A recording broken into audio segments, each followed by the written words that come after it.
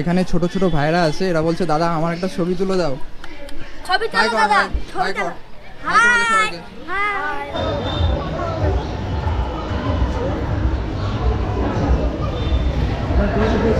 আপনি এখানে গরমকালে সকাল 8টা থেকে 12টা পর্যন্ত আপনি বিগ্রহ দর্শন করতে পারবেন এবং বিকাল 4টে থেকে 6টা পর্যন্ত। আর শীতকালে আপনি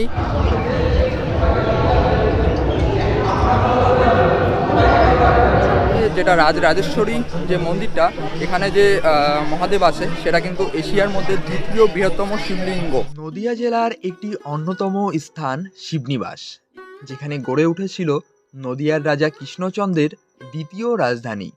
তার সঙ্গে মহাদেব এবং রামসীতার মন্দির, আরও অনেক ইতিহাস জড়িয়ে আছে এই শিবনিবাস জুড়ে। শোনা যায় 1947 সালে 15ই আগস্ট ভারত স্বাধীন হলেও এই নদিয়া জেলা তখন স্বাধীন হয়েছিল না।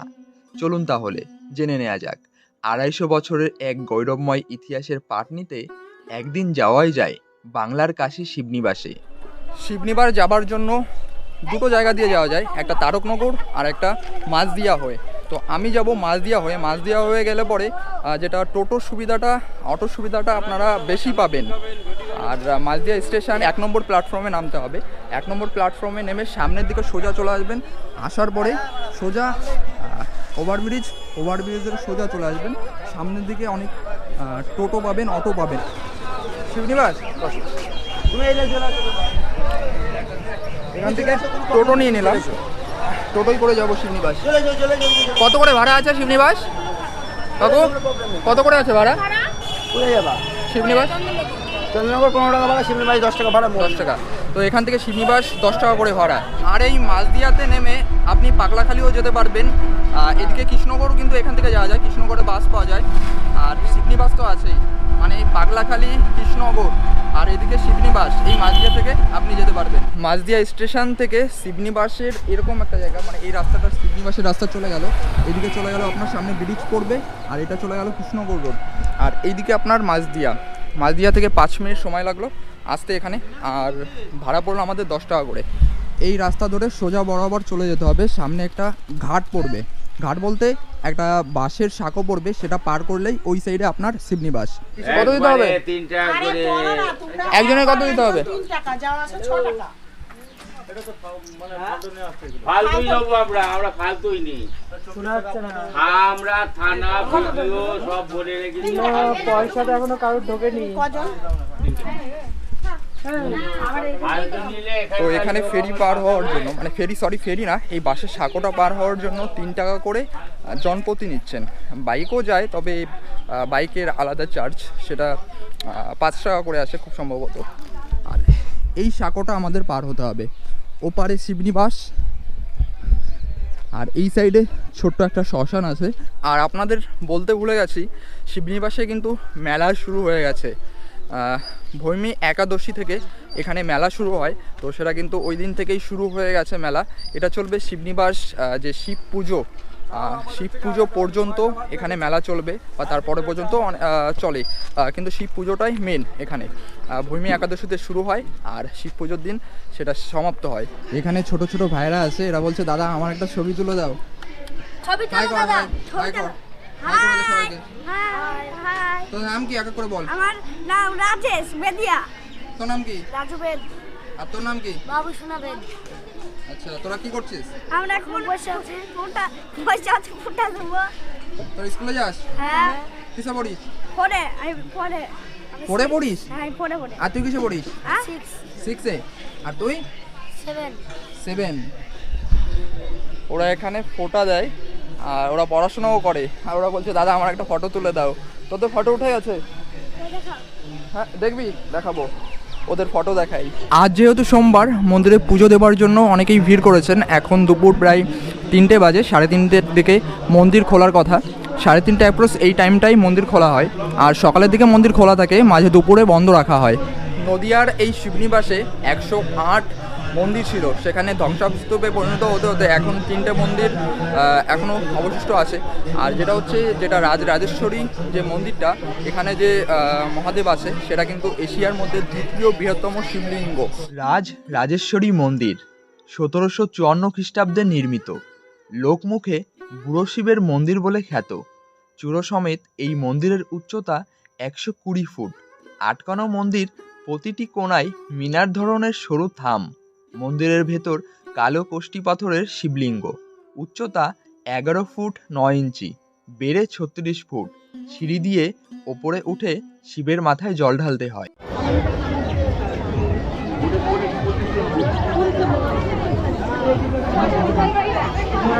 প্রচণ্ড পরিমাণে ভিড় হয়ে গেছে এই দিকে, দেখি।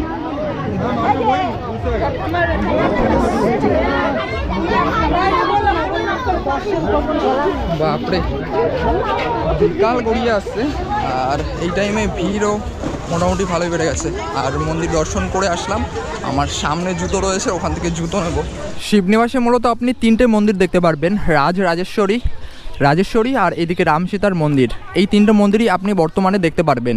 পথের ডান দিকে যে মন্দিরটি, সেটি নির্মাণ 1762-তে। বর্গাকার প্রচ্ছদের মন্দির। মহারাজ কৃষ্ণচন্দ্রের দ্বিতীয় মহিষীর প্রতিষ্ঠিত এই মন্দিরের নাম রাজেশ্বর। মন্দিরের শিবলিঙ্গের উচ্চতা 7.5 ফুট উঁচু। রাজেশ্বর মন্দিরের পথের বাঁ দিকে রামসীতা মন্দির। পশ্চিমমুখী চারচালা মন্দির, শিখরে 4টি মিনার। রামসীতা মন্দিরের ভেতরে ফটো, ভিডিওগ্রাফি এগুলো কিন্তু অ্যালাউ নেই।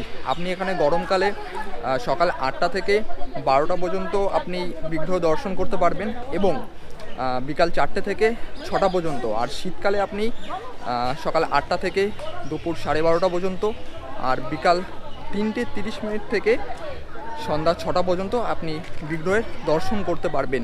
টেরাকোটার এই মন্দিরগুলোর যে ছোট ছোট যে ফোকরগুলো আছে, তার মধ্যে কিন্তু অসংখ্য টিয়া পাখির বাস দেখতে পাচ্ছেন। ওই ওপরে দেখুন, জানি না কতটা দেখাতে পারছি, ওপরে টিয়া পাখি আছে। এই সাইডও এই ফোকরের মধ্যে অসংখ্য টিয়া পাখি। এগুলো এখন দুপুর টাইম এখন দেখা যাচ্ছে না, এখন ওরা অন্য জায়গায় চলে গেছে, কিন্তু সন্ধ্যার সময় প্রচুর পরিমাণে, আর সকালের দিকে কিন্তু প্রচুর পরিমাণে দেখা যায়। নদিয়ার রাজা কৃষ্ণচন্দ্র এই নদিয়ার শিবনিবাসেই তার দ্বিতীয় রাজধানী গড়ে তুলেছিলেন।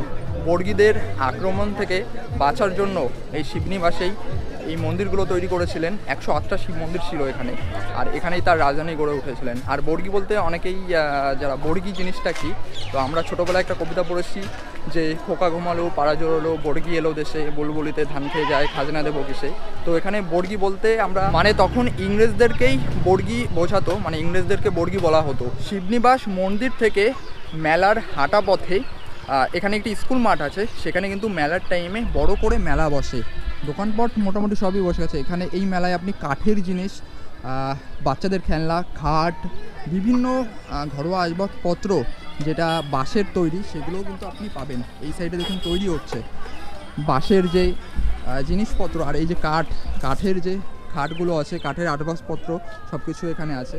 আর এইদিকে বাঁশের, যেটা গ্রামে দেখবেন যে বাঁশের যে ঘরোয়াভাবে যে ঝুড়ি, যে ঢাকনি, খাবার ঢাকার যে পাত্রগুলো, সেই জিনিসগুলো তৈরি হচ্ছে এখানে। সম্পূর্ণ কিন্তু হাতে তৈরি হয়। এইদিকে দেখুন হাতে তৈরি হচ্ছে। আপনারা যদি মেলা এবং মন্দিরের পরিবেশটা উপভোগ করতে চান, তাহলে ভীম একাদশীর পরপর আসুন, মেলা বসে যায়। আর তারপরে বলবো যে যদি আপনি নিরিবিলি একটা সময় কাটাতে চান, মন্দির প্রাঙ্গণ ভালো করে ঘুরতে চান, তাহলে মেলার টাইমটা আসবেন না, অন্য টাইম আসুন, ভালোভাবে ঘুরতে পারবেন। এই শিবনিবাস মেলার একটা বিখ্যাত খাবার আছে, এখানে আসলেই আপনি দেখতে পারবেন, খই মুরকি। এগুলো কিন্তু আপনি এখানে আসলেই দেখতে পারবেন। এই খই মুরকি সবাই কম বেশি নিয়ে যান। দেখতে পাচ্ছেন এখানেই কিন্তু ভাজা হয়, এখানে ভেজে এখানেই বিক্রি হচ্ছে। এগুলো কিসের এই খইগুলো? কিসের? মাইলো জিনিসটা কি? আচ্ছা, মাইলোর খই, তাই তো? এগুলো কোথায় হয়, কোথায় মানে এই মাইলোটা কোথায় হয়? ঝাড়খণ্ড। তোমাদের বাড়ি কোথায়? মুর্শিদাবাদ। দাদাদের বাড়ি মুর্শিদাবাদ। আর এগুলো কত করে কিলো? কত করে? 100 টাকা কিলো। আর এগুলো একই। যেহেতু মেলা এখনও অনেক দিন আছে, আর আমার বাড়ি এই মেলার একদম কাছেই, বেশি দূরে নাই, তো আমি পরবর্তীতে নিয়ে যাব যখন আসবো। আবার আসবো, শিব পুজোর দিন আসার ইচ্ছা আছে। তো তো সেই টাইমে এসে এগুলো নিয়ে যাবো। আর এগুলো খেতেও কিন্তু দারুণ লাগে। এই দেখুন এইখানে আরেকটা দোকান, এই যে গুড়ের যে মুরগিটা, এটা আরও বেশি ভালো খেতে লাগে। এশিয়ার দ্বিতীয় বৃহত্তম শিবলিঙ্গ দেখতে হলে আপনি এইভাবে একটা প্ল্যান করুন। কলকাতা থেকে আপনি ট্রেনে আসলে মাদিয়াতে নামুন, ওখান থেকে টোটো ধরে চলে আসুন। এখানে এশিয়ার দ্বিতীয় বৃহত্তম শিবলিঙ্গ শিবনিবাস ঘুরে তারপরে আপনি রিজার্ভ করে, টোটো রিজার্ভ করেও আপনি এখান থেকে যেতে পারবেন। আবার অটো রিজার্ভ করেও আপনি এখান থেকে পাগলাখালি চলে যান। পাগলাখালি ঘুরে আবার মাঝদিয়া এসে ট্রেনে করে লাস্ট ট্রেন বলুন বা তার আগে অনেক ট্রেন আছে, আপনি আপনার সময় মতন এখানে কিন্তু খাবারেরও কিন্তু অনেক রেস্টুরেন্ট আপনি মাঝদিয়াতে পেয়ে যাবেন। আবার এই চুন্নি রিসর্ট, এখানে চুন্নি রিসর্ট নামে একটা জায়গা আছে, সেখানেও থাকা যায়, রাত্রিবাস করা যায়। তবে ফোন নাম্বার বা এখন দেখলাম গেটটা বন্ধ আছে, ওই জন্য আর ভেতরে ঢুকতে পারলাম না, নাহলে ফোন নাম্বারটা আপনাদের মাঝে শেয়ার করতাম। যদি আমি পাই অবশ্যই শেয়ার করব। তো এইভাবে একটা প্ল্যান করুন। আর এখানে এই আমার বাস সাইডে দেখতে পাচ্ছেন, এখানে কিন্তু একদম শিবনিবাস যে মন্দিরের কাছেই এখানে রেশম যে উৎপন্ন হয়, রেশম যে গুটি, রেশমের যে গুটি হয় ছোট ছোট, সেগুলো কিন্তু এই জায়গাটায় আপনারা দেখতে পাচ্ছেন। তো ভেতরে প্রবেশ করতে দেয়, এখানে পারমিশন নিলে প্রবেশ করতে দেয়, কিন্তু মেলার টাইমটা যখন মেলা হয় এই শিবনিবাসে, এই টাইমে আপনি ভেতরে ঢুকতে পারবেন না। এই টাইমে আপনাকে ভেতরে ঢুকতে দেবে না, কারণ প্রচুর ভিড় হয়। সবাইকে ভেতরে ঢুকতে দিলে এই যে তুত গাছগুলো আছে এগুলো নষ্ট হয়ে যাবে। জানি না কতটা ইনফরমেশন আপনাদের মাঝে তুলে ধরতে পেরেছি, কতটা দেখাতে পেরেছি। তো যতটা পেরেছি ততটা দেখিয়েছি। যদি ভিডিওটি ভালো লেগে থাকে তাহলে একটা লাইক করবেন, আর চ্যানেলে নতুন হলে অবশ্যই সাবস্ক্রাইব করবেন। সাবস্ক্রাইব করলে, লাইক করলে অনেক উৎসাহিত হই ভিডিও বানাতে। তো চলুন আবারও দেখা হচ্ছে নতুন কোনো কিছু নিয়ে, নতুন কোনোভাবে। ততক্ষণ ভালো থাকবেন, টাটা।